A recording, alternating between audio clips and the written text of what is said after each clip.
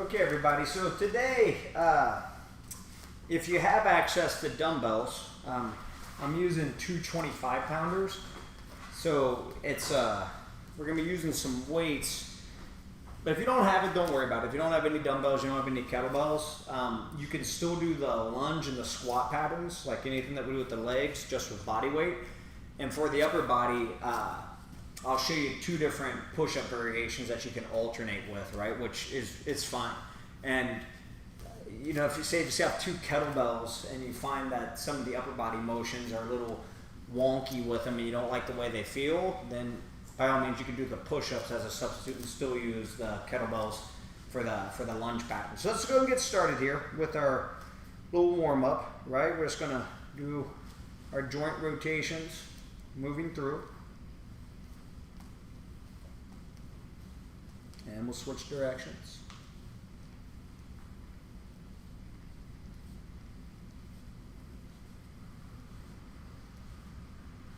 And then hip rotations.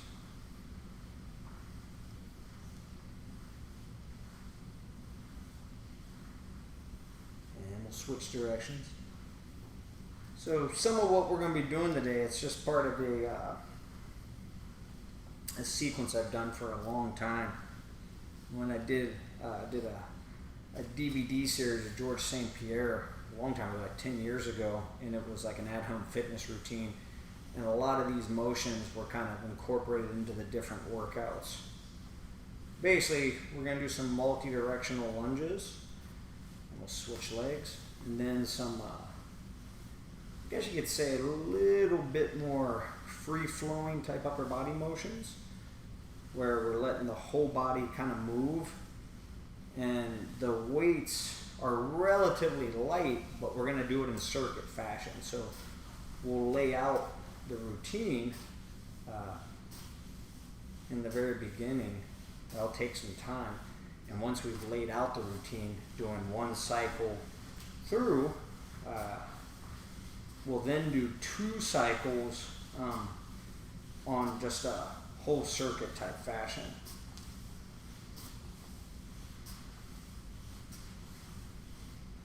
The longest part will be explaining everything, and then once we get into the actual rounds of the workout, it'll go pretty quick. And we'll take a little break after we do a round and do a second round. So we'll get 3 rounds of it, but one will be a little bit of a practice round with a little bit more of a break.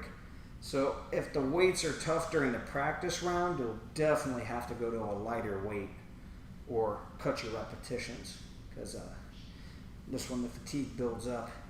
Basically, you're moving about 5 minutes non-stop.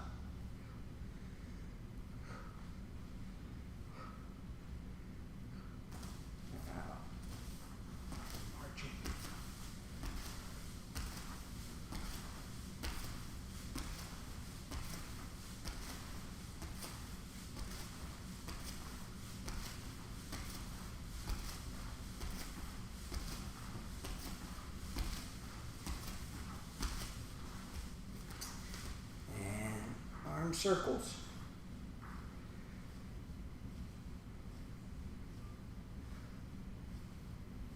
And switch.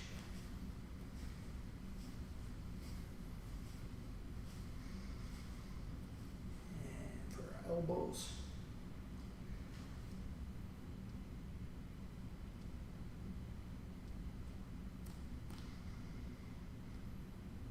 Switch. Other direction.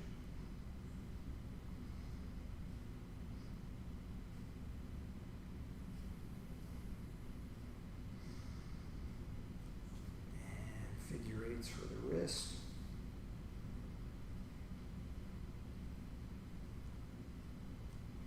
And for the neck, up and down.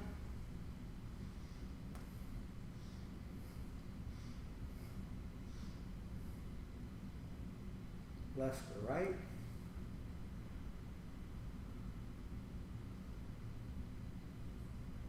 Ear to shoulder.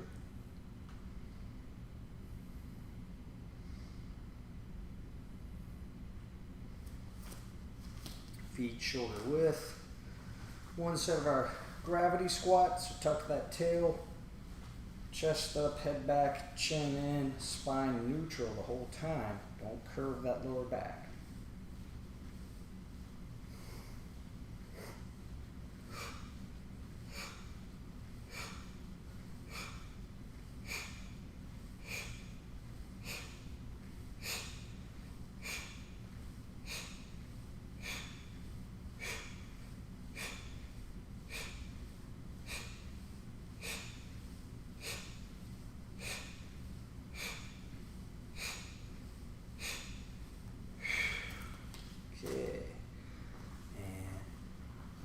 Top, reaching forward, pulling back, external rotation, internal, cycle back through.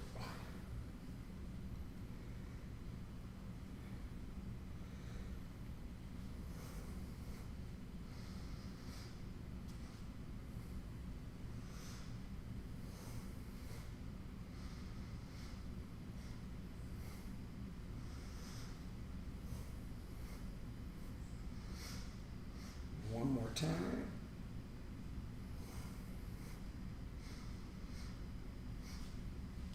Okay, so quick little warm up, right? So we'll go through each exercise and we'll do it as pretty much a full set, okay?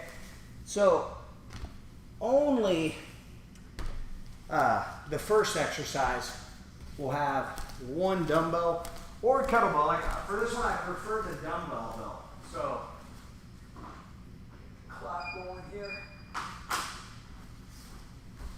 And you have to remember, big difference between dumbbells and kettlebells. I know it seems a little bit overly simplistic, but when you get it off the ground, you have to be a little more careful with this dumbbell. So if you have like a stiff back or anything, you may want to, or you're tight in the hamstrings, you may want to put your dumbbells up top. That's why usually at a gym they're on a rack.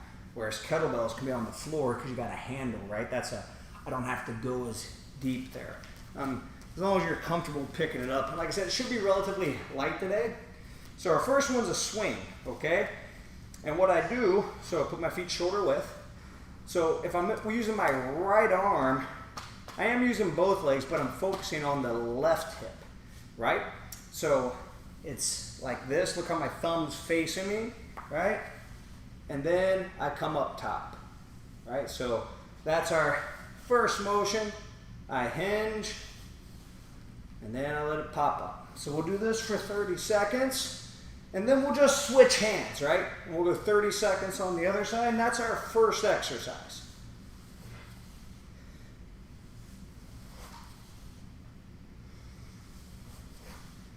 I let my left hand, the one without the weight, out to the side. Just let it just move naturally. Take your time, switch hands, and other side. Now if I got it in my left hand, I'm focusing more on my right heel, pushing through the floor.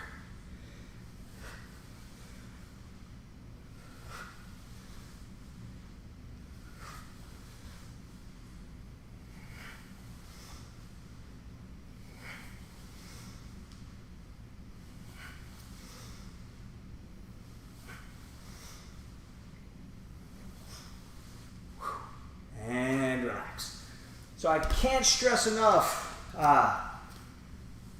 don't go too heavy, okay? I'm using 25-pound dumbbells, and I don't know how to reference this because we're using the whole body with the same weight, but I do get-ups for my strength training with 100-pound dumbbells, right? So think about that. Like I'm using 225, so it's 50 pounds of weight combined, right? So adjust that according to your strength level. Okay, now our next exercise. So follow along with these. They're a little tricky, okay? So practice it, and then in the free flow, we'll kind of get right into it. We'll lose a few seconds in the transition from getting the second dumbbell in our hands and stuff like that, but I'll just kind of hack off 5 seconds there. So on this, our first one here, right? Look at what I do. I rack the dumbbells, right? So my elbows are close. I rotate. Notice my rotation on both sides. my front leg, we'll say the way I'm facing is the front leg, right? The back leg's heels up, the front leg's heels down, and this way. But the reality is when I do it, just practice this real quick. Look how I dip, and then I straighten as I turn. I dip, and I straighten as I turn. So practice that just for a few seconds. Good. And now what we do is we use that dip to drag the weight up. I dip, drive the weight up. Dip, rotate, up. And I'm trying to push straight up, not out, and not arching my back, at least not too much. Trying to keep my spine nice and upright. So I rotate, dip, drive, rotate, dip, drive, rotate, dip, drive.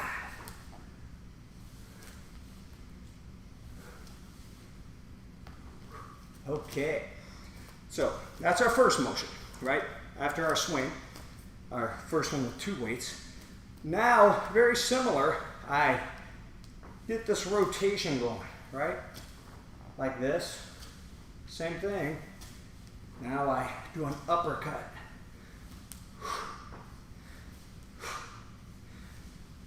Using my obliques. If you notice, most of the rotations happening by my feet turning.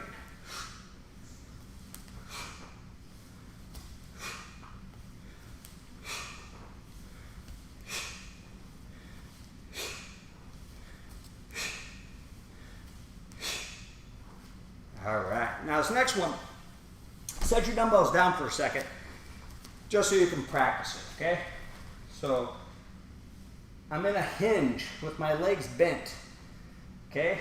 Flat back. Try not to round, try to keep the back flat. So in that hinge, if the dumbbells are hanging, the arm that pulls, that leg will straighten, and this leg will bend more. Notice my shoulders. They're rotating around my spine, right?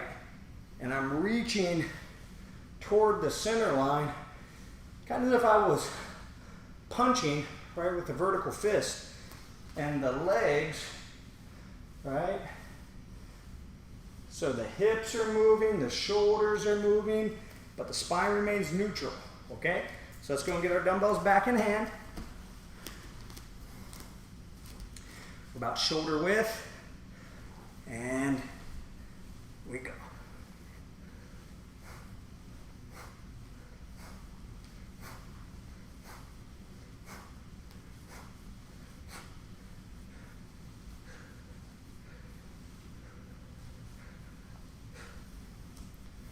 Okay, good. So that's our 3 upper body motions. Our swing starts it off. And now we got ourselves 3 lunge patterns. So the first one, right, I rotate with my outside leg. So if I rotate with my left, I step with my right. I step back. I rotate a full 90 degrees from there, so it's 45 degrees off center. And I step with my left. So I come feet together, rotate, feet together, rotate, about 45 degrees off center each time.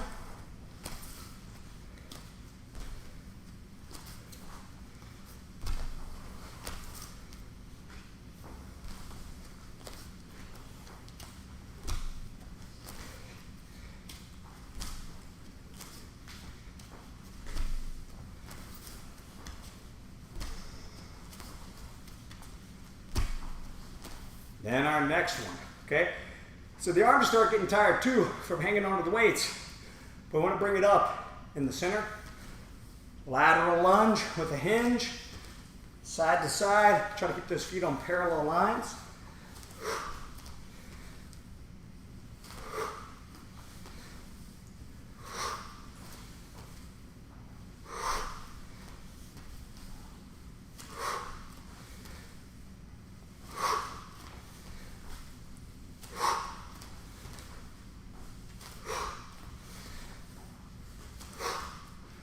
And last one are cross back lunges. Let the weights hang, one side to side.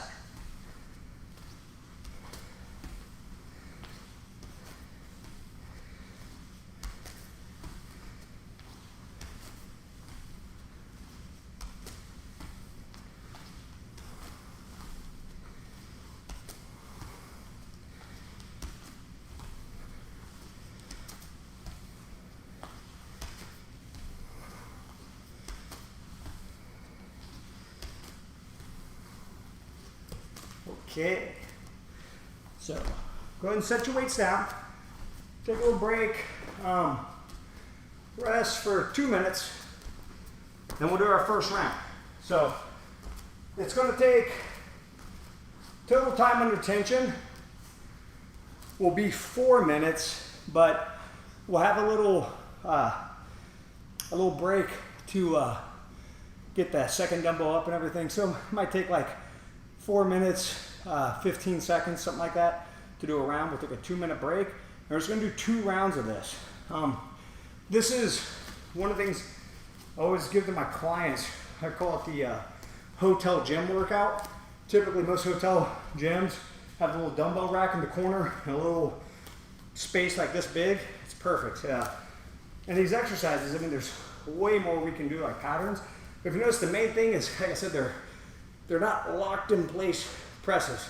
They're gonna, if you have some type of issue, doesn't allow you to rotate, it's totally okay. If you want to do something a little bit different, you could try a press like this, a Y press, right? It's a rotation you're not able to do. For the row, if you can't rotate, you want to make it more difficult, you can alternate. Set 1, you can do alternate arm rows with that one leg. So there's ways you can modify it, taking one thing out and adding one thing in. That's up to you. So let's get ready now. One dumbbell, sorry. And let's begin with our swing. 30 seconds. Then we'll switch.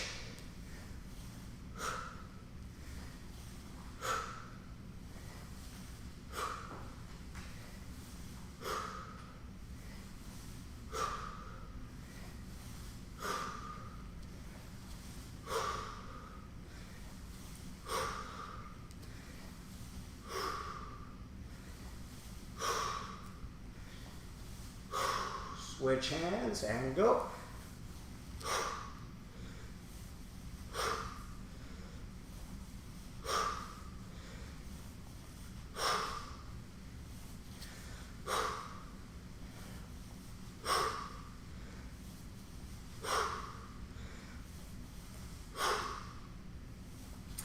Don't be in a super hurry to get your second dumbbell in hand, okay? Make sure you pick it up safely. Don't hurt yourself. Lower down your weight. Grab your other dumbbell. Up to the rack position. Rotating press.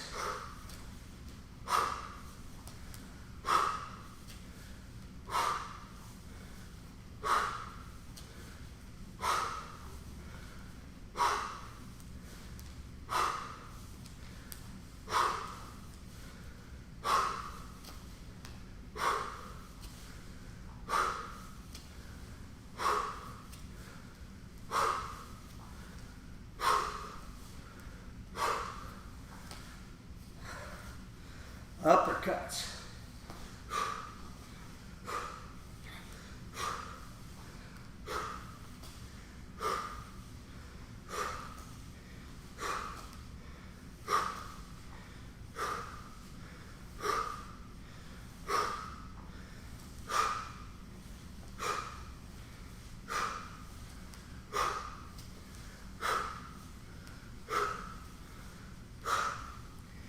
And here we go. Rows.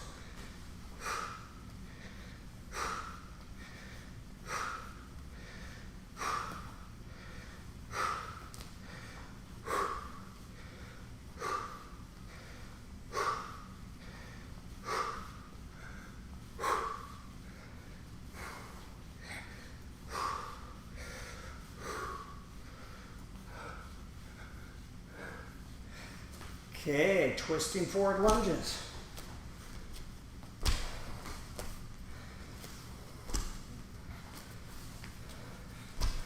Some people would call this circuit training.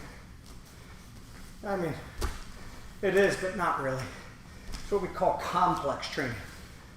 We're using the same weights, and we don't set them down. We just keep on moving.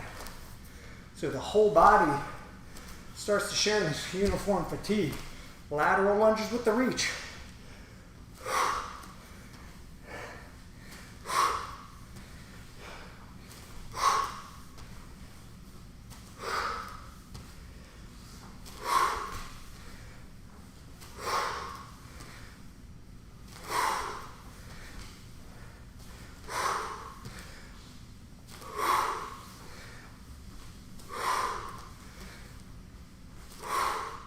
transverse lunges.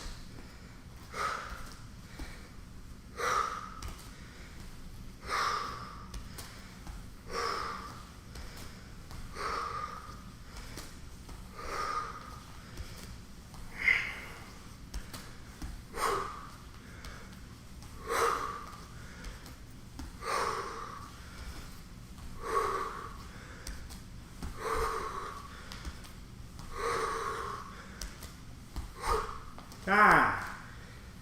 Set your dumbbells down carefully. Nice big break. And for me, the 25s are challenging. I'm not gonna lie. You feel it in the grip by the end, especially when you gotta do the lateral lunges. And that is a limiting factor with a lot of people, is grip strength. You'll see, and I think that's a problem when you see people a lot of times, they're doing like deadlifts and rows and pull-ups with wrist straps on. So the chain for pulling actually isn't as strong as the other part of the chain, like say the back. And obviously you want to develop that balance. So something like this, that's probably the biggest beneficiaries of this whole complex. I'm sure you're feeling it, but you feel it in the grip muscles.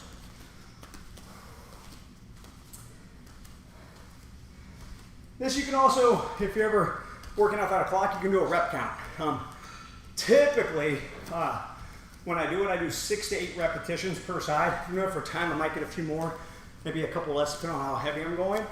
But that's kind of the standard rule when it comes to just counting reps and not doing time if you do this on your own. So we'll get ready here in 20 seconds. We'll complete our 3rd round, right? And after that, we'll move on to a little bit different stuff. Now, so I didn't even give the push-up variation. Somebody out there don't have weights, you're doing the lunge variations. The push-ups, you can do hands-off push-ups and T push-ups, where you do a push-up and hold a T pattern there, okay? So you can alternate those for the upper body stuff. Okay, let's get ready now.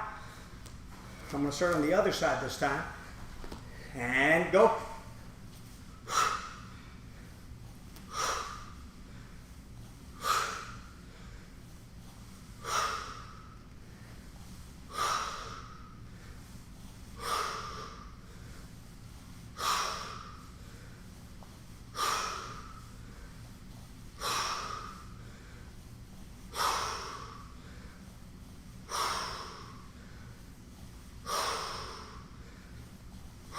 Switch arms and go.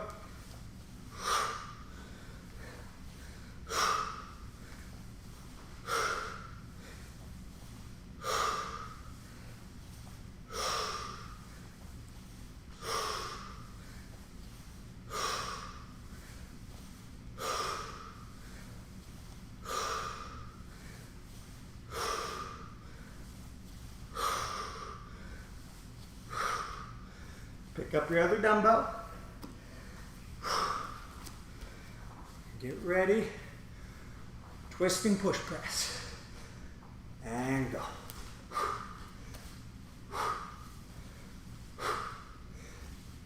And if you're like me and you sweat like crazy, you gotta be a little careful. I'm starting to pool sweat underneath me. These mats get slick.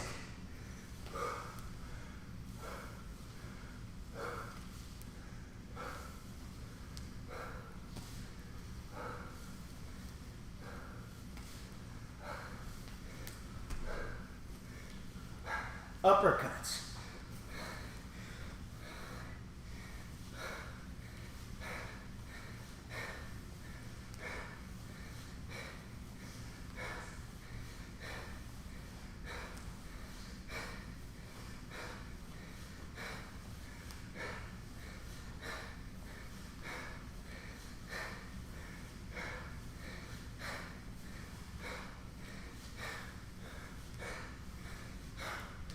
Rows.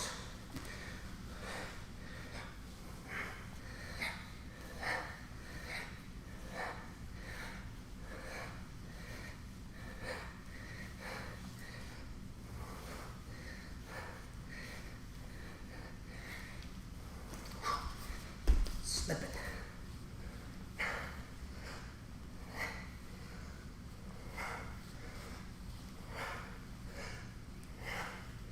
Okay, twisting forward lunges.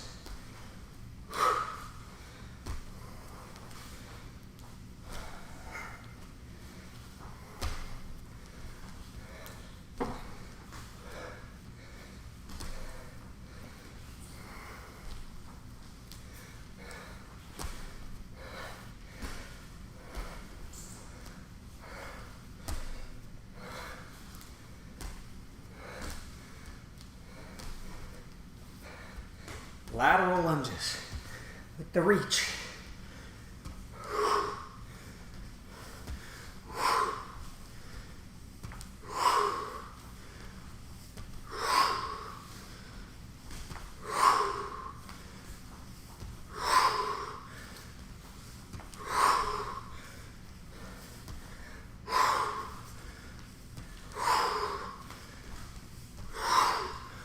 Transverse lunges.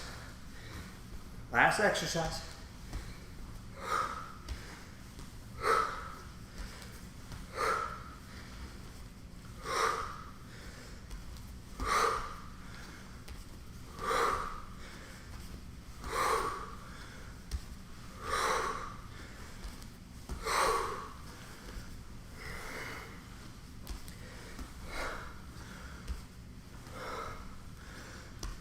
Time.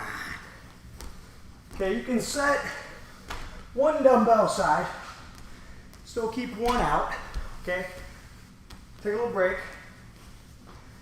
Then we're gonna work on the floor. So we'll take a 2-minute break, then we'll do our next exercise. So for certain, that works every muscle in the body. I'm about 160 pounds, probably 162, 163 right now. So to add 50 pounds, right, that's like adding 30% to my body weight. So kind of like carrying like a very non-ergonomical load around with you somewhere doing these multi-directional patterns. So it hits the whole system pretty much at every angle. And that's what's great about this. It's pretty simple, and the legs and the grip are taking most of the work. The muscles around the spine are doing what they normally do. And the smaller muscles of the shoulder, the chest, the back, not so small, but like the typical workout muscles that we do in the upper body, they're definitely working, but kind of in that more functional manner of assisting the bigger leg muscles to do their job. And like in the press and the row, the legs are kind of assisting those. So that's all for a reason, because that's the way we use our bodies, really. It's very inefficient, like try to walk on your hands, right? You can do it, but it's a waste of energy. Now, for our next one here, okay, if you get lower back pain, bend your legs. But if you can, you're gonna hold your weight up on each side. You're gonna hinge, kinda, right? So you start to raise up. I flex the spine, and then I push myself up. Reason why I'm showing you no weight, you should try it with no weight. Just hands are here reaching, so it's like a crunch, and then I go up. Then I lower down, tap my head, and then come back up. If you can't do it with body weight, with straight legs, bend your knees, and don't use a weight when you're doing this, okay? The weight obviously makes it a lot more difficult, so we're just gonna do sets of 8 here, okay? So I'll count them out. That's how I hold, and then I push up. 1, 2, 3, 4, 5, 6, 7, 8. It's like a slip and slide here. So take a little break now for a minute, then we'll do 2 more sets of this. And so the abs definitely get work when you're doing anything. Squats, lunges, swings, all the upright motions, right? So sometimes people go overboard on abdominal strengthening, but a little bit of targeted work for different muscle groups is good. We're also going to work on our erector spinae muscles too, right? Our postural muscles after this, so we'll flip it over.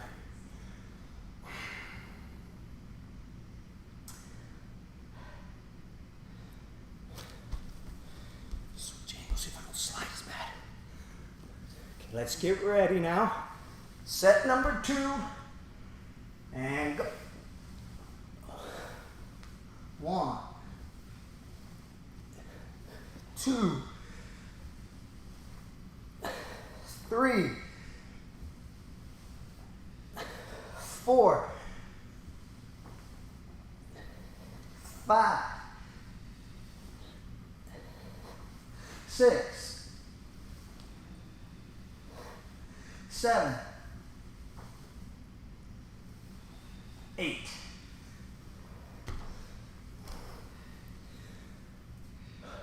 Rest for a minute again. Then we'll do one last set. Then we'll turn it over, do a little stuff at the back.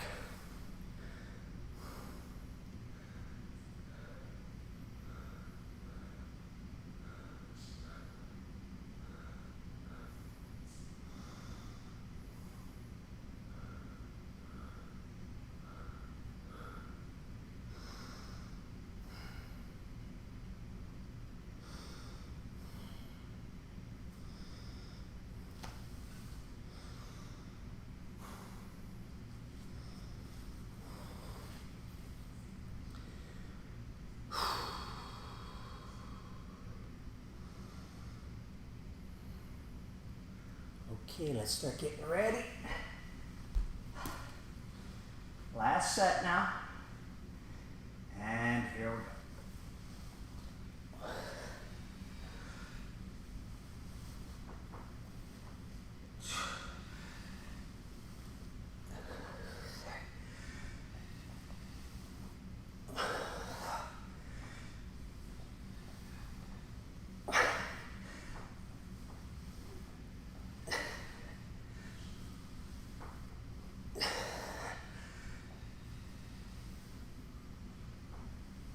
And 8. Okay. So, you move your weights out the way.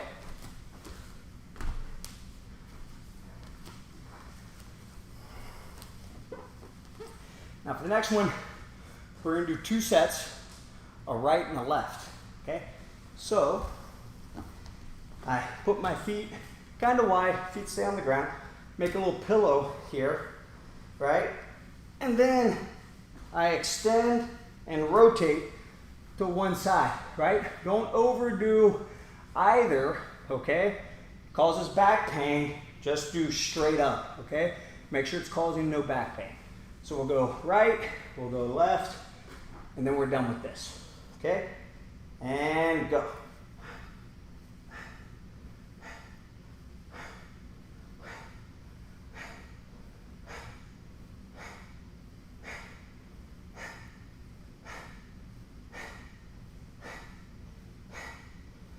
Switch sides.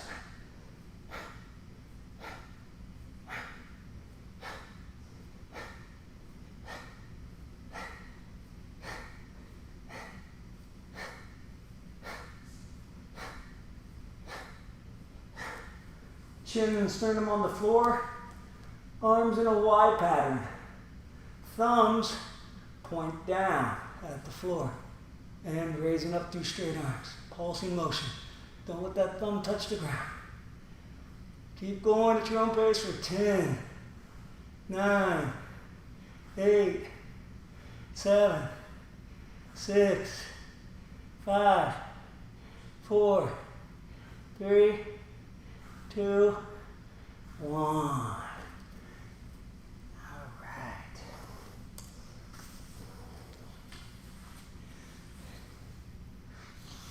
Almost there now.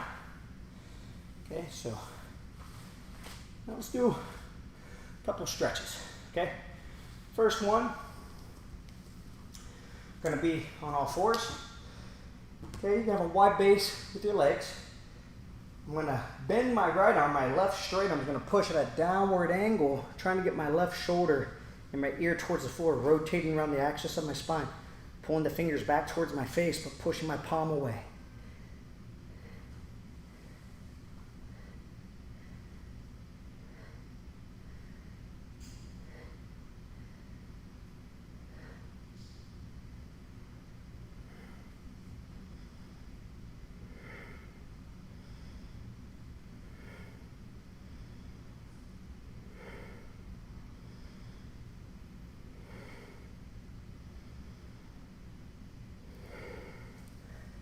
Raising up, and then we'll switch sides.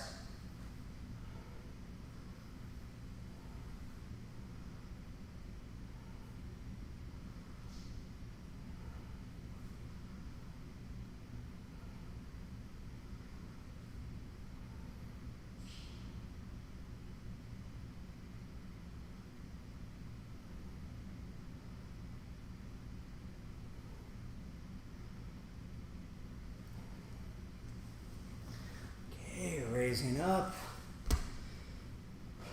left knee down, right foot up, pretty wide base support. Okay, we're gonna tuck our tail, lift our chest, head back, chin in, hands come up. We externally rotate the shoulder, push that arm overhead, then rotate toward our right, looking back over our right shoulder, pushing our left hand up to the ceiling, tucking our tail, and holding for 8, 7,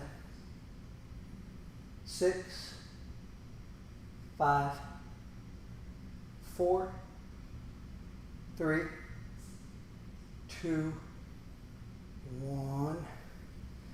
Come back to center. Wide base support. Tuck the tail, lift the chest, head back, chin in, hands up.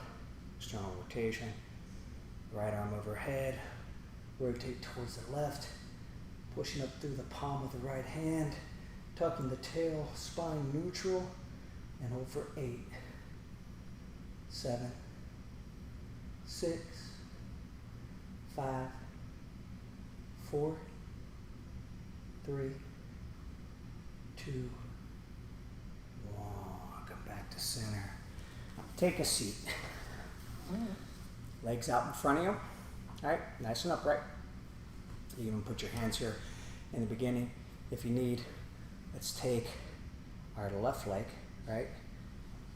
Turn it, pull it back about 3 or 4 inches. Pull your toes back towards your knees. If you can, little toes away of the right straight leg, big toe back towards you. Rotate your hip inward. Nice and upright. Push to the crown of the head. Arms with external rotation. Rotate to your right. Hinge. Straight neutral spine. Right leg straight. Toe torn towards the middle. Internal rotation of the right hip. Trying to reach outward to the right side at that diagonal line for 8, 7, 6, 5, 4, 3, 2, 1. Release. Straighten the left leg. Turn the toes out of the right. Pull it back. Pseudo inversion of the left foot. Internal rotation. Straight spine. Hands up. Shoulders to external rotation. Rotate the spine to the left. Hinging forward. Straight left leg. Feel it on that lateral hamstring. The biceps femoris for 8, 7, 6, 5, 4, 3, 2, 1. Bring the left leg back like this. Right, so we bend it so the heel's close to my butt. Try to make sure you can sit your right hip to the floor. Don't be jacked up like this. Put your right hip down as you cross your right leg over. Right? So you can go pulling it in. Right hand post to keep you nice and upright. Kind of hug it in, but keep that right hip on the floor, the sit bone, and look over your right shoulder. Feel a nice stretch on the outside of the right hip. Trying to be as vertical as possible in the spine. 8, 7, 6, 5, 4, 3, 2, 1. Switch legs. Just try to make sure that left sit bone stays down, left hand by the hip, and nice and upright.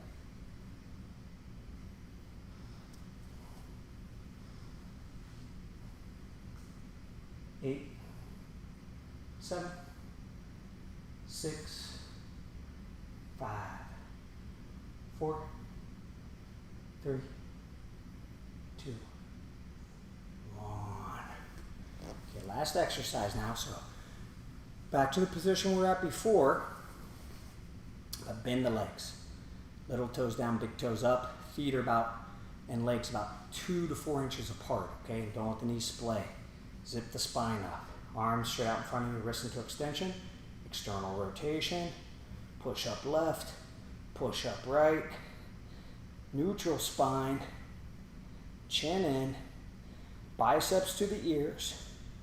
Knees toward the midline. Pushing the spine vertical up towards the ceiling.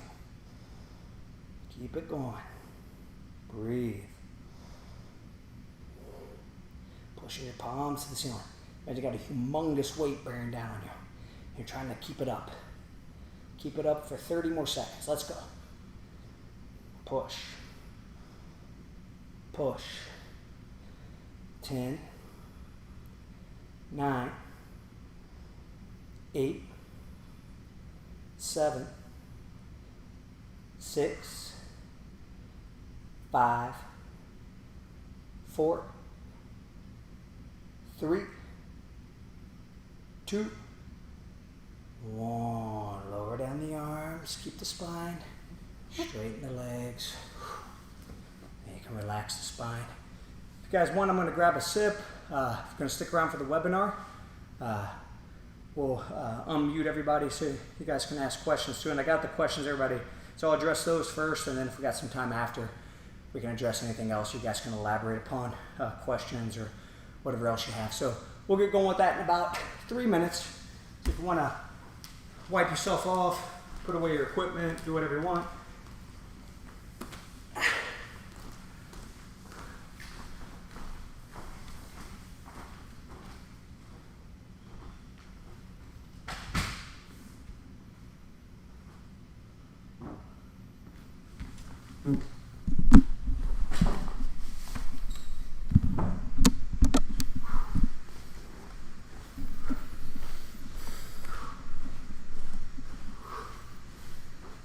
Do you want me to have Slack up?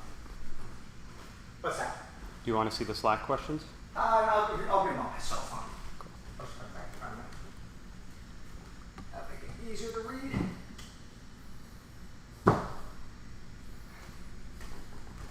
It's water in my system.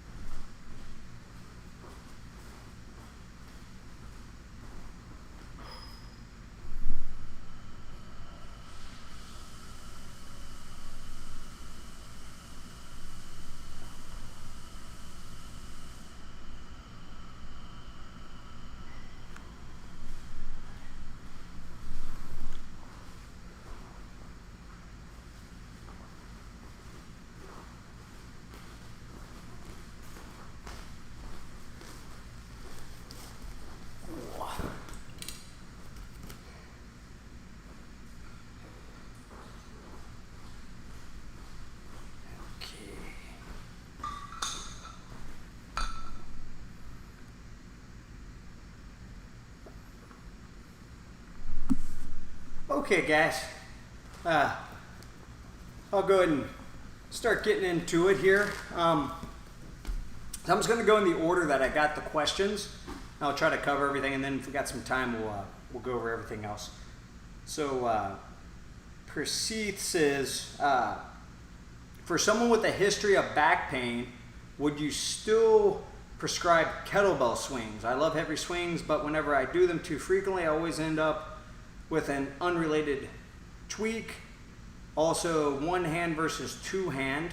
Okay, so let's address that one first. So, typically, if swings cause the back pain, you can almost guarantee it's at the down portion, right, when you're going this way.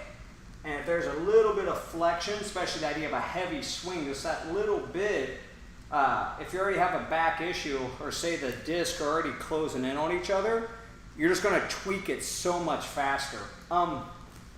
There again, so if you always get back pain from a swing, my basic rule is avoid it and then go deeper into the smaller muscles. Because that's the idea that we hear about kettlebells, right? That they work all the stabilizers. They do, but they shred the stabilizers very quickly, right? That's why a lot of people get, when they use a heavy load, it's those intrinsic stabilizers of the spine that just get worked too hard, and it can cause some issues. So if there's an underlying issue and something causes pain, it's best to avoid it. Now that being said, like today's variant, right? I'm going to exaggerate it, but there's a rotation with the one arm swing typically. Even with a kettlebell, if you watch people, they tend to, it's more of a rotation, whereas with two hands, it kind of locks you into place. So it's more just in a sagittal plane. With the one-handed, there is a bit of rotation, and that rotation through the hip, if the SI joint doesn't move, right, the sacroiliac joint, if that gets locked and you rotate, typically the pain will go upstream or downstream, right? So you'll get hip pain or back pain. There again, that shows you need to work on the mobility or the stability of the surrounding joint area and probably avoid it or cut the weight drastically. That's usually the best thing. And then see how that goes. So there again, I don't like to say, I've seen people that have bad backs and they do swings and they actually get better. I've seen some people where they mess their backs up with this. I don't think exercise is absolutely good or bad, but with bad form, I'd say any exercise is bad, right? And then number two, every wall in my apartment has some sort of molding or wood. Will the L5-S1 backstretch be effective, or should I change to something else? Against the wall, if there's a baseboard, no. That's the simple answer. There should be no baseboard. So you need to try to do it on a door. And I'm going to show you guys, it's really not complicated. You probably don't want to have some random person do it. It's a little weird because they've got to put their toe basically right up the crack of your butt, right? But I know Praseeth, so I'll put my toe up his butt, right? So why don't you come over here, bud? And if you don't have a wall is way more convenient than a partner. Move over here a little more so that way they can see. But what I do is I let his legs rest on me. I have him lift his tail up off the ground. So lift your tailbone up, like lift your legs up. Now drop it down. And my big toe, I find his sacrum. So then he does the same exact motion like as he does against the wall, but my toe replaces. So this is actually better, to be honest with you. And you can go and relax. So you bend his legs. And I don't go too wide. I have him internally rotate his feet. So you can do it if you say you're out in the middle of a field somewhere and you really just have back pain and you want to do L5-S1, then you need a partner to do it. But I think I always use the wall. It's just better, but if you are working out with a skilled partner, you can do that variation, but the wall just has to be flat. I really like to emphasize that your sit bones go against the wall and your tailbone pushes into the floor. If you don't do that, you're not doing it correctly, all right? So hopefully that covers those questions. Do you have anything else, Praseeth? No, Okay. Now, Armando asks, I would like to go deeper on understanding basal metabolic rate. Okay, so it's three parts. So basal metabolic rate, it's a wild guess. in a way, but not really. The thing is, if you're gaining weight, you're eating too much food. And the only way you can know how much you're eating is either you're like me, you're a human nutrition calculator, because you've read so many books on it and stuff. I can almost eyeball anything and know roughly within the ballpark of 10% how many calories are probably in there, unless there's hidden butter. So that's one of the reasons why you probably want to do your own cooking if you're trying to discover this, right? That way you can weigh your food. And luckily all this stuff's online. You can just put in like, how many calories in a cup of, 100 grams of sweet potato, or, XYZ for any type of food. Essentially, most people, if you're just talking literally, like they're totally with a normal BMI, they do nothing, they're sedentary, they walk, they might do, exercise bike for 20, 30 minutes. You could almost always just say on average, that could be a male that weighs 160 pounds, let's say he's got 20% body fat, or a female that's 120 pounds with 25, 30% body fat. They're probably still gonna be around 10 calories per pound of body weight if you just had to make a total guesstimate. There's all kinds of formulas you can use to do this. There's all kinds of apps that are totally bizarre and I don't even know where they come up with their numbers. But basically, you'll know if you're eating the right way. Your weight should never change. Like me, I'll vary between 0 calories, right, when I fast, to 4,000 or 5,000 calories on a day. I eat whatever I want. And if you average it out throughout the course of a week, it's about 3,500 calories a day, and I won't gain a smidgen. But mind you, I exercise, I walk almost 3 hours a day. Now that I have my son, we literally walk all around the city. And then I train anywhere from 1 to 3 hours a day. So all of that considered, my basal metabolism is probably no different than anybody else. If I just sit around and do nothing and I keep eating like that, I will start putting on fat. I'm almost sure of that. So there again, to say the exact number, the exact formula, you can look it up online. There's all these different ones. I find them all bizarre. The basic bodybuilding template is 10 per pound of body weight, or like say about 20, 22 per kilo, something like that. And then that's if you're not active at all. If you're moderately active, about 15 per pound of body weight. And if you're really active, about 20. And then you can probably add or subtract a little bit depending upon, are you overweight, underweight, or at your optimal weight. There again, it's more of just playing with it. And once you know your body, you'll be dialed in on it. And it's not like it's going to be always this exact number, because your activity levels are going to change, stress levels are going to change. When you're really using your brain, if you're really reading or studying or doing something that's really hard, I mean, everybody knows this. As they call it brain fuel. Your body starts using, a lot more glucose in that scenario. So all of these things, they do weigh in on it. And as you add more muscle and train harder, that also stokes that metabolic fire. So that can also change. So as you get leaner, this is where it sounds kind of weird now. Typically, your basal metabolism goes down because your body's smart. It's like, why are we getting leaner? You start depleting the body fat reserve. And that's the really frustrating part. That's why most people binge eat reflexively when they have this really short timeline to meet a weight goal, because their body starts just craving food. Because like, why are we doing this? Why are we starving ourselves and losing all of our body fat reserves that we work? So that's the thing, is the body thinks it's fat's like this beautiful creation, right, that helps you survive. So as you start dipping down, right, you have to go further and further, to the point you watch some people, they go on these 1,200 calorie a day diets and they get leaner, but they're truly miserable. And you're eating like plain broccoli and broiled chicken and egg whites, like the standard bodybuilding fare. It's kind of gross. I also think that's unhealthy. Even though those people look ripped and striated, I just don't think that's healthy. The typical way is a zigzag. So once you have an idea, so say you take your body weight, you multiply it for Armando, you're pretty active, so multiply your body weight by 15. But you want to lose some weight, so multiply that by 12 in pounds. If you do it in kilos, just multiply the kilos by 2.2, and then there you are, and you've got yourself your pounds. Multiply that by 12. And make that your base. And if you notice, if you eat that for 5 days, you're losing weight, that's beneath baseline. If you gain weight, you got to dip it a little bit more. But the truth is you zigzag, right? And you can have a sharp zig and a zag, like if you do one day of full fasting, that's a really sharp drop. And then you could have once or twice throughout the week, like a true like cheat day where you go, let's say your basal metabolism, say 2,500 calories. You might have on like a weekend day we eat 3,500 calories, or you might have one day where you don't eat. That's better for fat loss than this kind of very logical, linear mindset of I'm just going to eat 2,500 calories a day no matter what I do. The body will stabilize, it'll adapt. So what we do when we dip it like that, it makes it more fun too. You can live your life with a little bit more freedom instead of having to have this regimented, boxed in dieting style.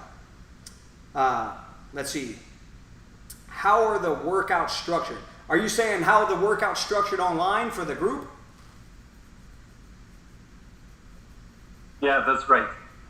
Like there's no real structure. Today on a really hard day.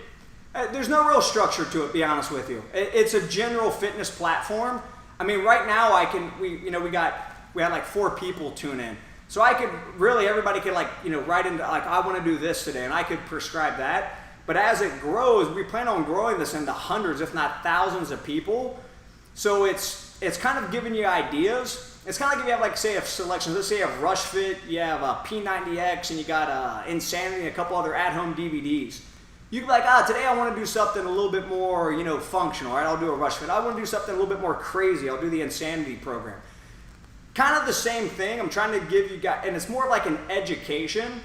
And you can pick and choose, but ultimately, if you don't have a specific goal or a specific limitation, it's kind of how I do my training. Basically, what I'm doing with you guys is so it's functional, but yet it's working on all aspects. And throughout the course of, like, say, a month, I'm covering all the major movement patterns, and there's just overlap. So pretty much you have like lunging patterns, squatting patterns, pushing patterns, pulling patterns, and then segmental training, which is working on those little groups or specific attributes like proprioception or awareness of a joint capsule region, specific strengthening of a small muscle, or a skill like a handstand, which you can label an exercise, say, for the shoulders or the spine, but it's more in the skill category. So the structure, there is in my brain this whole overlapping functional idea, but it's not like I'm thinking, so we're working strength right now, then we're working endurance. So if you have a specific thing, like say you're training for a triathlon,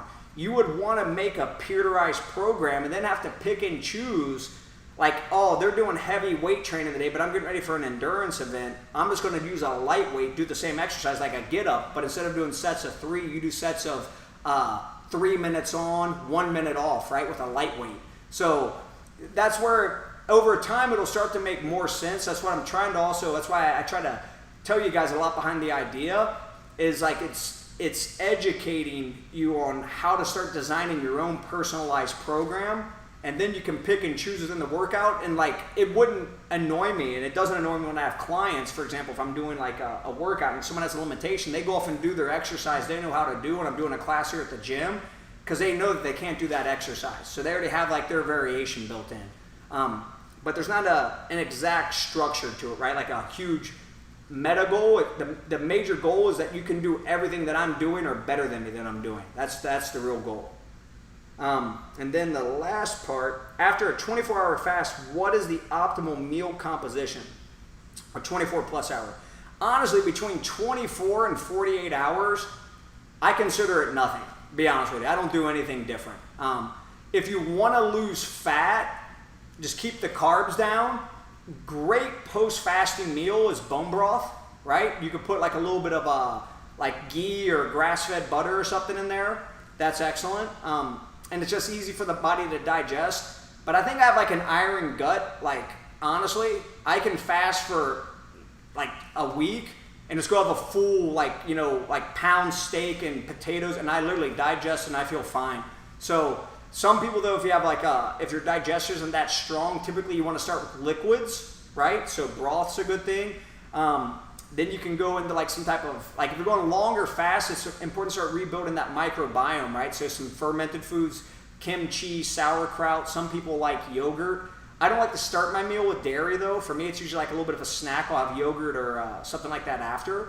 And then just easy digest, like foods that go well with you. For me, typically, I got to start getting my glycogen stores back up a little bit, right? So after I do a longer fast, I'll usually have a little bit of broth. I like eggs, personally. I'll hard boil some eggs. So usually I'll have like a cup of bone broth.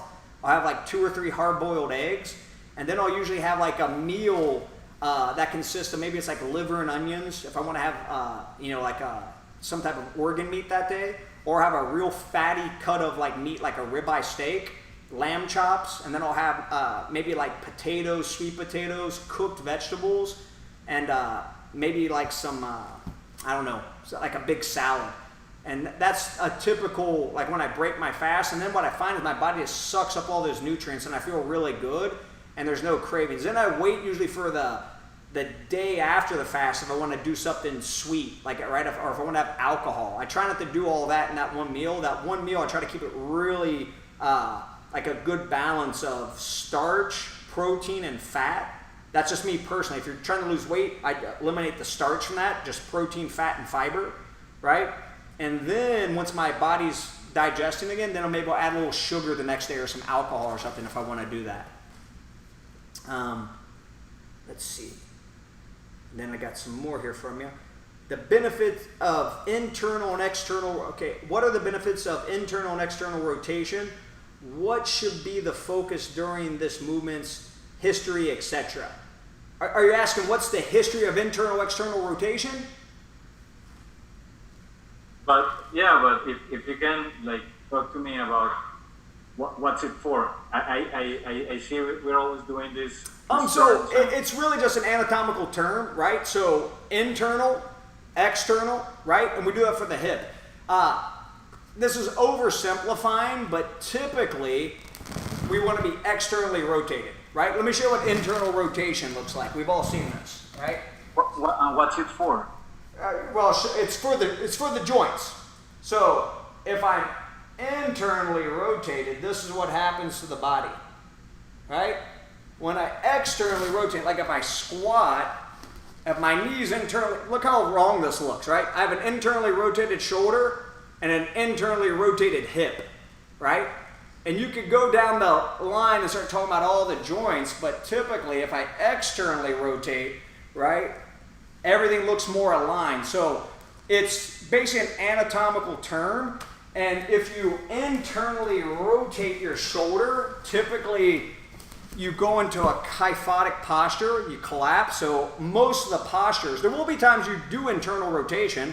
For example, I want to train my subscapularis for my rotator cuff, I'll do internal rotation, right? If I want to work on some of my hip muscles, I might do internal rotation. I'm not saying that you don't ever train that, but typically we just say external rotation because that's the proper cue. If you say turn out, that might make sense, but it's just essentially how any type of physical therapist would talk, a doctor would talk, a trainer would talk. So yeah, internal, external rotation, and then you have like other things you'll hear, like flexion, extension, adduction, where we pull to center line, abduction. It's not necessary to know, but it's just essentially the proper way to say it to somebody. It'd be like if you're talking to a carpenter, I said, hey, can you hand me that hammer? Instead of, hey, can you hand me that thing there to hit that thing with? It'll make more sense down the line. But it's not really, you don't have to become an expert at it or anything. It's not really necessary. But it helps with communication and with studying fitness and anatomy.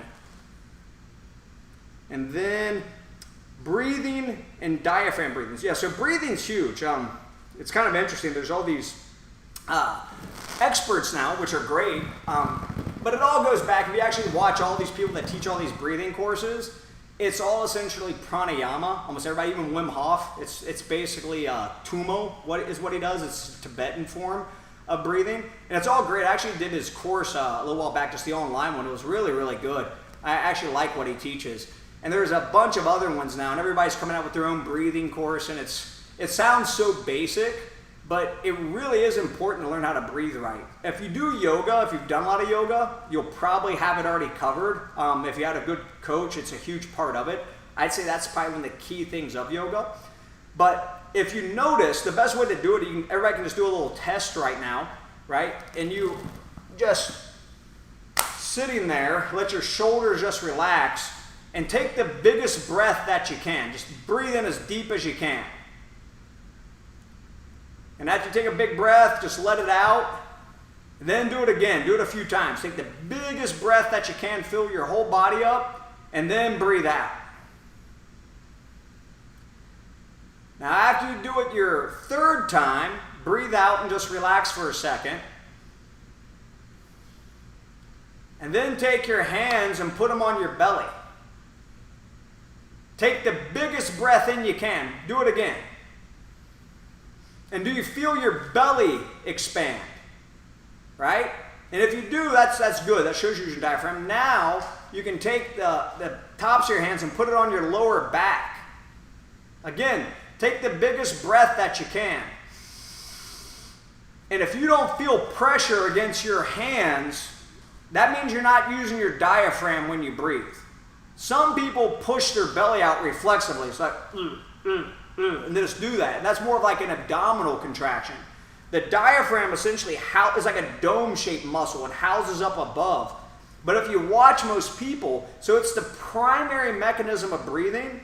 And most people, if you watch them breathe, especially if they start having a panic attack, it's kind of what induces it.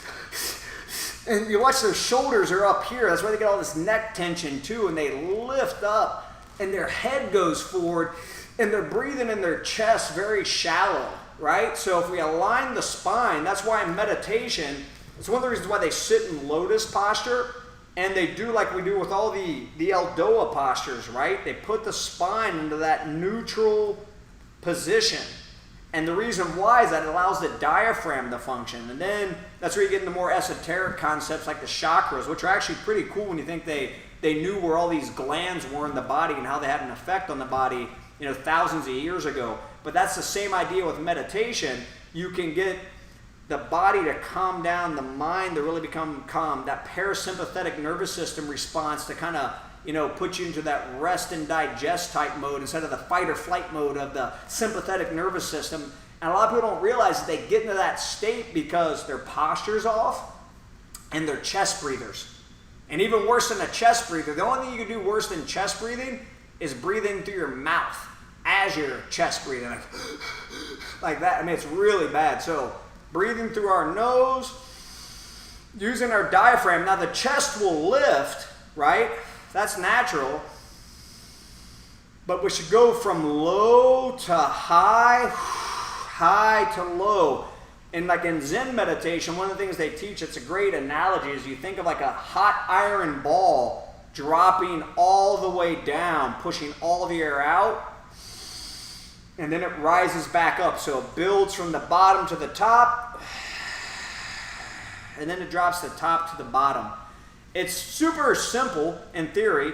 You just got to train yourself. Like my investor at the gym, the guy's a mega multi-millionaire, super successful, is a CEO of a major bank, has a hedge fund, black belt at jiu-jitsu, super accomplished at all kinds of stuff. And his whole life he didn't know how to breathe. We did a breathing course here, and he's what's called a paradoxical breather. It means when he breathed in, he expanded out. When he breathed out, he expanded like he was breathing in. So it was really weird. And he's actually had to rewire it over after doing it for like 57 years. So no matter what, like a lot of us need some training on breathing. It's not so simple, but you could do literally just lie down in that kind of TV Eldoa posture at the end when we do the L5S1. And that's the best way to do it because the spine's aligned. When you try to do it seated, sometimes it can be a little frustrating because the shoulders might round and you might start to get back pain or you start to get stiff. So eventually it is good to build up to that meditation cushion cross-leg position. That's great because it gives you stability. It's got like a wide base. There's a reason why meditators sit like that. But if you prematurely go to that without having the muscles in the pelvis the right way, it can make the experience miserable, and then you're not focusing on your breath. You just focus on how miserable your back and hips feel. So hopefully that makes some sense. Okay, now from Aaron we got, when is it ideal or not ideal to fast? If we don't eat when working out, can it burn muscle? There again, my wife, she asked me about this because I know women, their hormones really react different to fasting. So there again, how like women can fast. I mean, tons of women fast and do it, but some women, some of my clients that are women, they've had a really tough time doing it. So I would say like if there again, like during the your period, if that's happening, it may not be the best thing. There's mineral loss. You might need to have some more magnesium, but you can also just do that. I mean, maybe it helps. I'm not even sure about that. But if you're going through a really stressful time, that's what I would basically say in general. Probably don't fast, all right? Unless it really helps you focus and deal with it. But for most people, food has some comfort. Like, I typically fast on Mondays. Sometimes I skip it, and a lot of times, sometimes it's not even stress. Sometimes I just don't feel like I'm up for it. You just got to kind of listen to your body with that one. And there again, if you know you're overeating, you got to work fasting in my opinion. If you know like you're kind of going overboard a couple of times a week, I personally think it's just the yin and yang to life. But if you maintain, I know plenty of people, by the way, who never fast. They just follow very strict like eating protocols, and they're totally healthy. Like all their markers of health are great. So there again, I don't think you have to do it. But me personally, I'm pretty indulgent. I like to eat, and I don't like super restrictions. So for me, fasting is kind of an easy thing to do.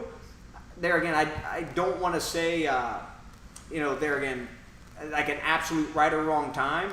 But if you're in tune with your body, you'll know if you probably should or shouldn't do it. And just so you know, like a 24-hour fast, if you just do one meal a day, like some people, the best gymnast ever, this guy, Kohei Uchimura, he's literally the best gymnast ever from Japan. He eats one meal a day, and he's like won like 12 Olympic gold medals or something. He's the best all-around gymnast of all times.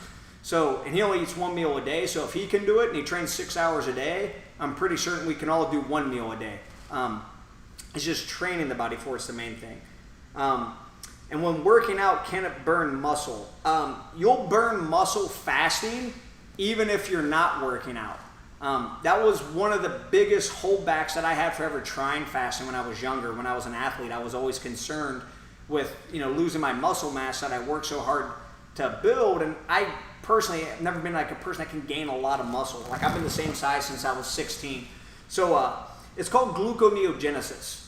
It's essentially the word creating glucose from nothing. So your body, if you're fasting, you're in ketosis, right? And if you're eating a ketogenic diet, it's different because you're consuming amino acids. Your body doesn't have to do this. But when you're not, your body will break down a little bit of muscle tissue, right, to get glucose to the brain. There has to be some glucose for the body. The good news is if you actually look at the research that they've done, even when a person loses 20 pounds of weight, like now I'm talking about water weight too, I'm talking about 20 pounds of fat, right? So there's an initial weight loss when we fast, when your body takes all the glycogen out of the muscles, that dips. So let's say like me, like if I take all the glycogen out of my body, I'll go from like 163 to like 157. Then from 157, let's say I drop down to 137. I'm relatively lean, that's too much. Let's say if I lost 15 pounds, right? 15 pounds I could actually lose of body fat. So if I went from 157 down to 142, based upon the science that they've done, a lot of this comes out of Russia and France, I would have only lost 1 pound of muscle mass, and then I would have lost 14 pounds of fat. And what I believe is if you go back to eating a really good diet and doing resistance training, and these studies, a lot of these people aren't doing resistance training too. If they're doing resistance training, I have a feeling because the sarcopenia, right, the loss of muscle tissue, it will be combated by doing some resistance training a little bit.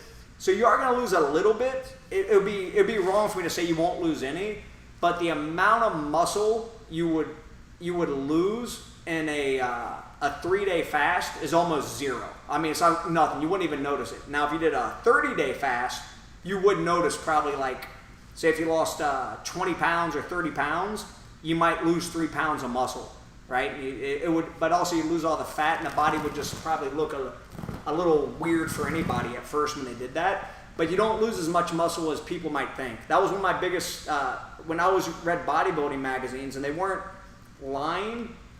When I was a kid, they always say like you got to eat every 3 hours or you lose muscle mass.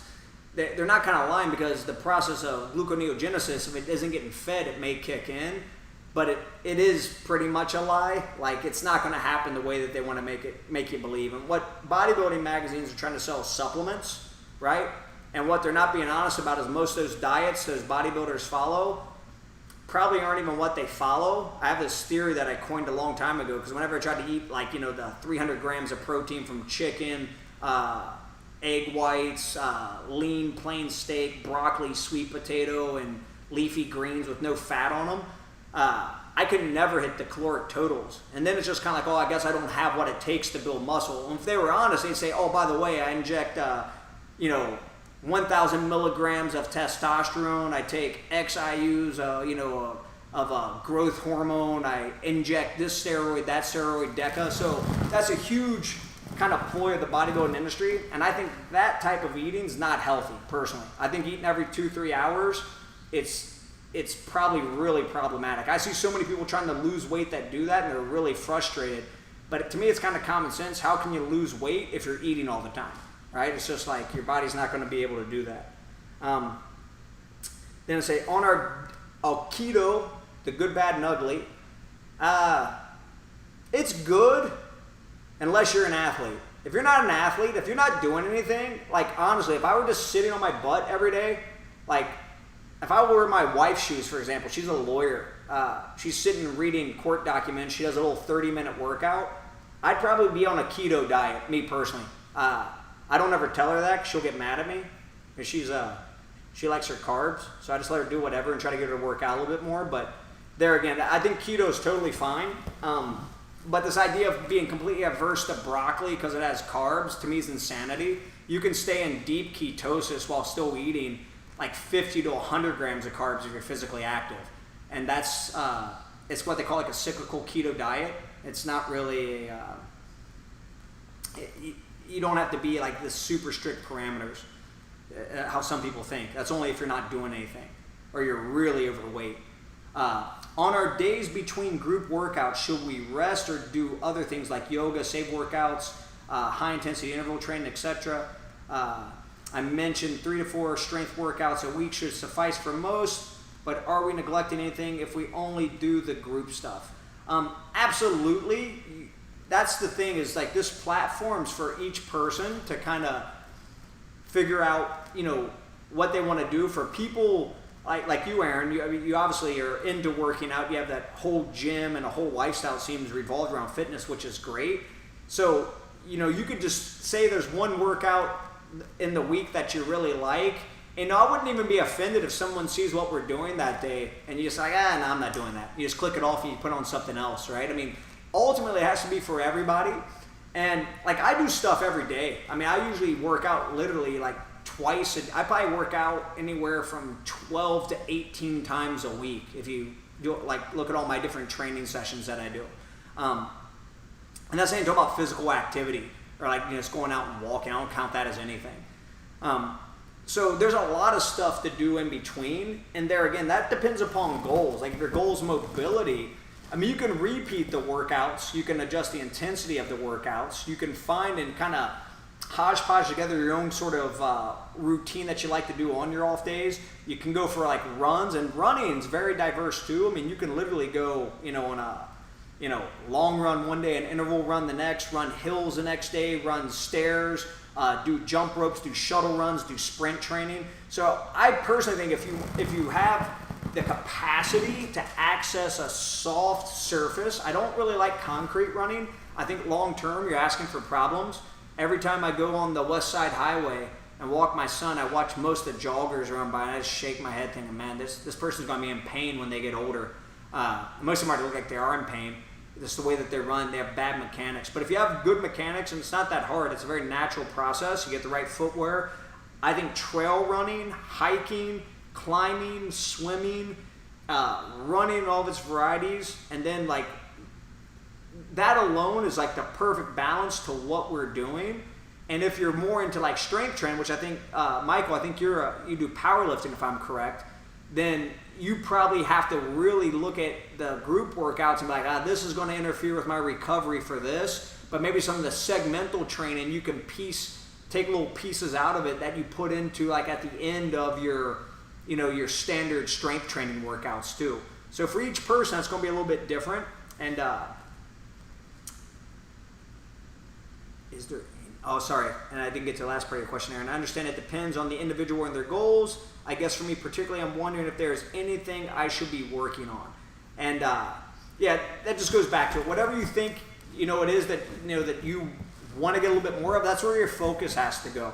It's kind of like with martial arts, the same thing, right? If I'm doing like MMA and I know the guy that I'm going to be fighting is way better than me at striking, right? Then I need to get that up to par just so I don't get knocked out, so I can get back to where I want to be with grappling with him, and vice versa. So if I know I want to develop more strength, then typically I need to do more concentrated strength work. And even on those days that that maybe one of the workouts is a little bit more endurance geared, you may like just do at your own tempo, less repetitions and more weight. Or if you want more mobility, or you want more endurance. So there again, the exercises usually don't have to be totally changed up, but the intensity at which we do them does. And the intensity is always measured as how close to the 1 rep maximum we are. And then Michael's got a question here. Piggybacking off the questions about fasting, I started practicing intermittent fasting 16/8 a few weeks ago after our first webinar. How does intermittent fasting and extended fasting affect recovery after a workout? I've heard a bit about the anabolic window and how you should eat X number of minutes, hours post-workout. If I work out and fast, am I hurting my recovery time? I've also heard that you should eat smaller meals more frequently in order to boost your metabolism. Is there any merit to that? If so, is there any scenario when you choose this type of meal frequency over intermittent fasting, or does it depend on your goals? Yeah, you kind of answered it within your question. It really does depend upon your goals. To be clear, I don't think most people need to be eating that often. Just personally, I think most people are eating too much food too frequently, and it's overworking the endocrine system, especially that the insulin glucagon pathway. And I think down the line we're probably going to see some real. And there's a reason why we have so many people with metabolic syndrome, which basically means pre-diabetes, which means eventually diabetes, which means all the host complications, what we call syndrome X or metabolic syndrome. I think that's not just from there, people say it's sugary foods. I think it's just overeating, period. Even if you're eating like a banana, but you're having that you have like some yogurt with it, but you're constantly just bombarding, your body never gets that chance to rest. So for general health, I don't like the very frequent meal thing, but there is a population that I think you have to address that with, and that's athletes. Athletes it's what motivates. It's kind of weird, right? I remember when Michael Phelps was, the big stuff when he was in the Olympics, and everybody was talking about whatever it was, this 10 or 12,000 calorie a day diet. And the way people would talk is like they were envious of it. Like, oh man, wouldn't that be great if I could just eat like a stack of pancakes this big and, then eat like a pint of ice cream at night. And I bet, there again, I'm not going to speak for him. Maybe he loves it, staring at the bottom of a swimming pool 8 hours a day. Just, to me, that just seems incredibly boring, personally. And I would never make that exchange to do that in order to eat that much. I'd rather just eat way less and enjoy what I eat, but have a pancake instead of like a stack of them. That being said, if you are an athlete, you have to fuel the machine, all right? And that's what Michael Phelps wasn't swimming to eat. He was, eating to be able to swim, and that's the big difference. So an athlete, you almost always going to be at a deficit calorie-wise, which is why people, like one of my good friends, George St. Pierre, if you look at him, it looks like he was like a carved out of a granite or something. But he'll tell you straight up. He doesn't go out and brag about too much because I think people expect him that he follows a Spartan routine. He does eat clean most of the time. To be fair, he eats clean, but he'll drink Coke. He'll have dessert every single night at every single meal that we go out to ever. I'm talking like he'll have like a bowl of ice cream or 2 big soft serves, and he'll eat McDonald's. He's the only person I've had McDonald's with in the past decade. I've only eaten fast food like 2 times in the past probably 20 years, and both times are with George. And he was having where he was eating it almost all the time, and he'd have a big Coca-Cola. And the thing is, when people see that, I can't believe he eats that. But the thing is, if you see how hard he trains and how heavily muscled his body is, he'll almost never offset that deficit where he starts getting fat, because his lifestyle revolves around training and the intensity at which he trains and the way his endocrine system all their hormones are intertwined with it, that he needs to actually eat a lot. But even him, he's now doing the tighter window. And that becomes the thing. It kind of gets back to losing muscle mass. He's as lean as I've ever seen him. He's definitely eating better than I've ever seen him eat. Like overall, his day-to-day diet's better. And he's fasting. He does about once a month. He'll do a 3 to 5 day fast, right? And then he'll have like a small window between like say 8 and 10 hours throughout the day. I mean, this is the perfect example. He's an elite. He's still at a very elite level of performance, and he hasn't really changed. If anything, he looks a little denser, and he's got less inflammation. He feels better. And once you've been training for 10 years, I mean, honestly, it's probably more like 3 years. If you've been putting real intensity, like I put real intensity into my training between the ages of 13 and 16, I never got any bigger after that. And maybe I just have crappy genes, like, you know, so that's the issue. My dad's like he's got a belly, but he's a really like big, like sturdy guy, like very, very strong. And I just think once you hit your weight set point, how you get beyond that is typically it's the injection of anabolic agents. And if you can get stronger, but strength's more of a coordination issue. It's more of a neurological issue. So everybody has a frame and a structure and a weight set point. And once you build it to whatever that set point is, you don't have to, your body's not going to lose it, but it's also not going to gain. And you can do things, steroids are the best, right? I always tell people, if you want to get really muscular, take steroids. Just, you know, do a bunch of them, you'll get humongous. That's what all bodybuilders do. But you can do the force feeding method, right? And that does work, but the issue is eventually you just, this is what, they're going to go back to my buddy George. It's actually why he started fasting. It's actually what got me doing this, because when he did it, I trust him.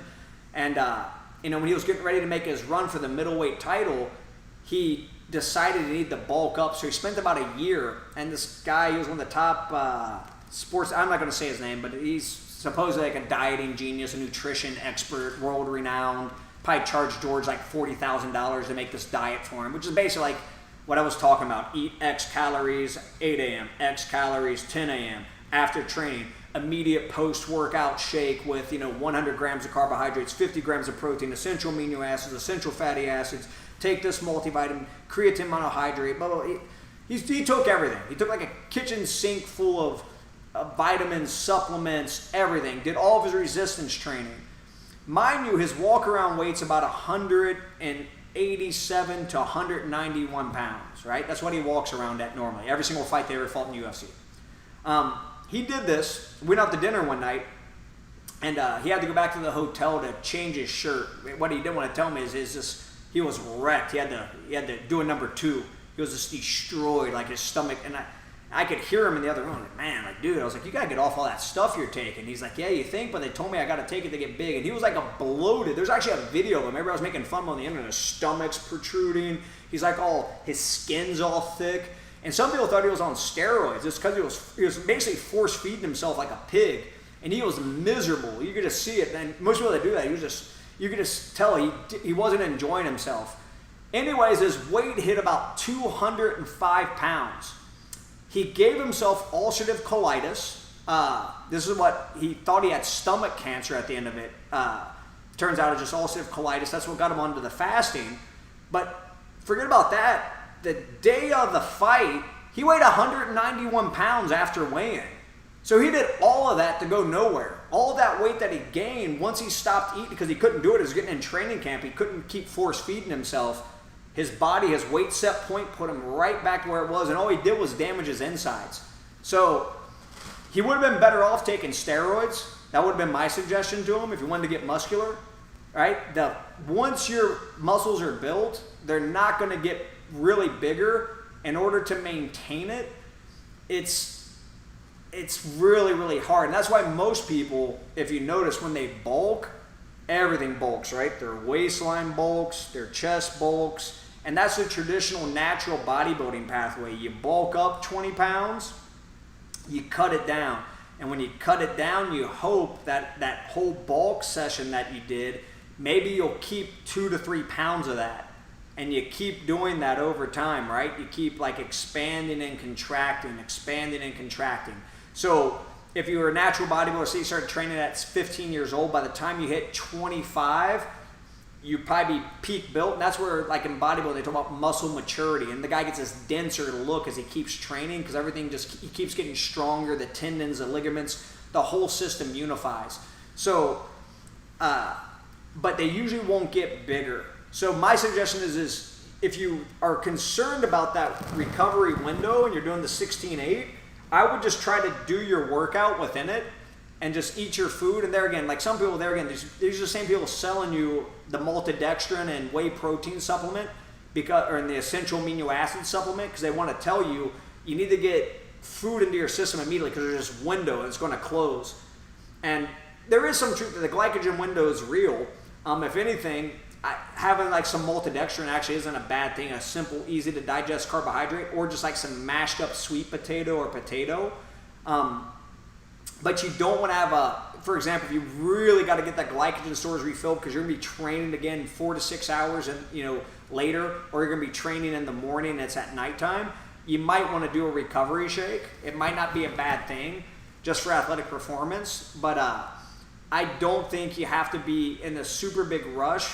Typically, I would say I think it's actually better to not eat immediately after a workout just because you think about, so that's the idea of the shake, right? You just have this whole sympathetic nervous system response. You're in the fight or flight mode, cortisol's pumping, all these negative hormones, and the idea is we take this shake and it calms all that down. But we want to kind of, like, I like the idea of like just going to, like leaving, taking a shower, kind of just let my body relax, and then I get into that rest and digest parasympathetic mode. I usually cook my food, listen to some music, me personally, and then I like to eat my meal, but I'm in no way trying to put on size or really gain that much strength.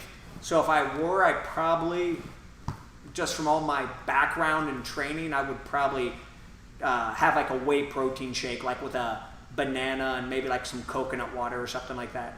Personally, like me, but I don't really recommend it. I don't think it's really necessary. But as long as you're eating within 1 or 2 hours of training, I don't think it's going to make that big of a difference. Most of the strength's going to just come from the neurological connection, more so than can you immediately put those calories in the system. However, if you notice you're losing mass and you have been doing that, you've been having like an immediate post-workout shake, add it back in. There again, you can play around with it. You're not gonna. It's not like if you stop taking it, if you have been doing it, you're gonna lose 15 pounds of muscle mass in like the next 3 months. It will be a very small difference. And some people, I think that's the other thing too. There's all these weird things. That's what I'm saying. When you start studying this stuff, you realize some of it doesn't combine because, the idea is after a high intensity workout, growth hormones surging, right? That's one of the great things. You do a high intensity workout. When you fast, we're told muscle mass goes down. At 72 hours, your body releases a surge like 10 times the normal amount of growth hormone. Everybody's different on that too. It's not like there's a standard amount that you release. But everybody also knows it's one of the reasons why you don't want to eat carbohydrates before you go to bed. The biggest surge of growth hormones the first hour and a half that you're sleeping, within the first sleep cycle. But if you have insulin's present in the system, your body won't release growth hormone. So I've always had a hard time reconciling that, right? That's why I don't eat after, like personally, is because you're supposed to have your growth hormone, which is a positive thing. It's surging after a high intensity workout, but I'm going to blunt that response and cut it off if I have carbohydrates, which release insulin. Although it is putting glycogen back in the muscles, the glycogen is going to go back in the muscles anyhow when I eat at night. As I'm digesting, it's just going to fill back up. So there again, you got to kind of like go with what you believe on that one. And I don't think it's going to hurt to have a post-workout shake. I've done it a lot when I was younger. I just don't really do it anymore. I don't mess with that. Covered it? Anybody have any other questions? I'll take one more if anybody has anything they want to ask. Sure. Hi. Hello. Listen, I want to ask you about magnesium. What do you think about magnesium? How is the amount that we could consume any day? For example, I do like 400 milligrams. Mm-hmm. What do you think about magnesium? Yeah, that's fine. You'll know if you take too much magnesium, you'll get diarrhea, and that means you cross the line. but you also have to remember that you'll find that, like, you know, in different concentrations with different foods. So if you know you're eating something like, you know, like extremely mineral rich, then maybe, you know, you don't eat that much that, you know, that day. I think supplements, I mean, really intelligent supplementation. I take a multivitamin, which has like a bunch of different stuff in it. That's just kind of like, I would say it's like an insurance policy. But I don't take, I have a Primal Calm, I think that's what it's called, that I have. It's like a powder, a magnesium powder. You just put some warm water and you mix it in with it, and you put some cool water. It has no flavor. It's a little gross. I take that when I fast, because then I know, if, especially when I'm doing an extended, like, you know, 24 hours, I don't care. If I'm doing 48 hours, 72 hours, I will take it. And the one that I have also has vitamin D and vitamin C in it. And I'll usually take a zinc with copper in it, and sometimes some calcium. I do think minerals really help, and also drink mineral water. But that's the thing, is if you have the mineral water that I drink, I think it has like, I want to say like each bottle has maybe like 100 milligrams of magnesium in it. So if you're getting that in it, you don't need too much. There again, you don't have to go overboard with it. But yeah, it's great, especially if you have a hard time falling asleep. It can help you relax at nighttime.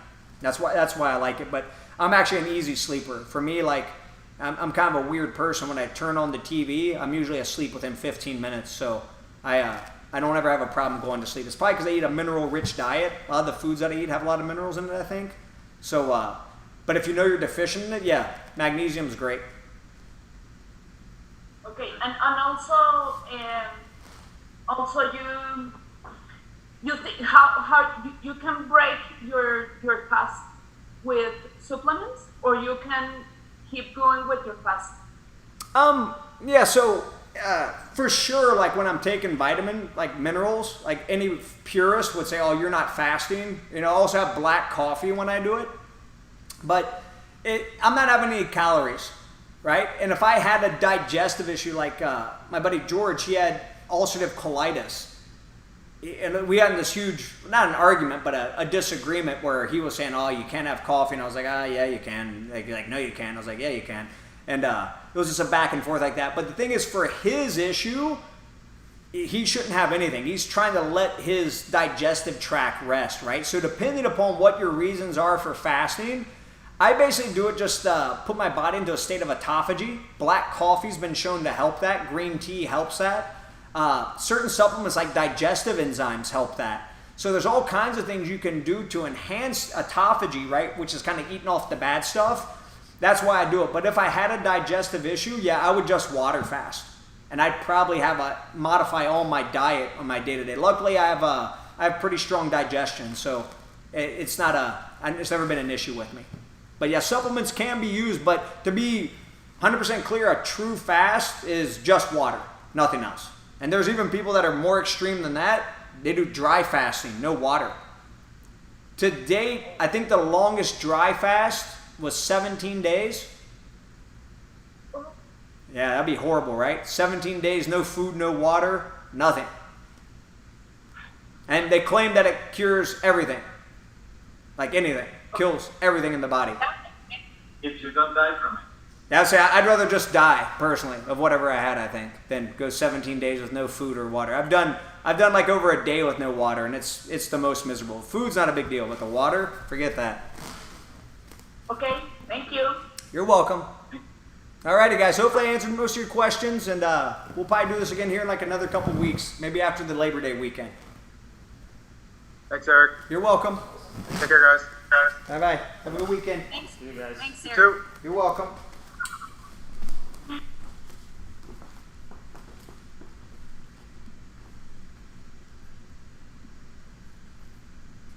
All right, with 1% left.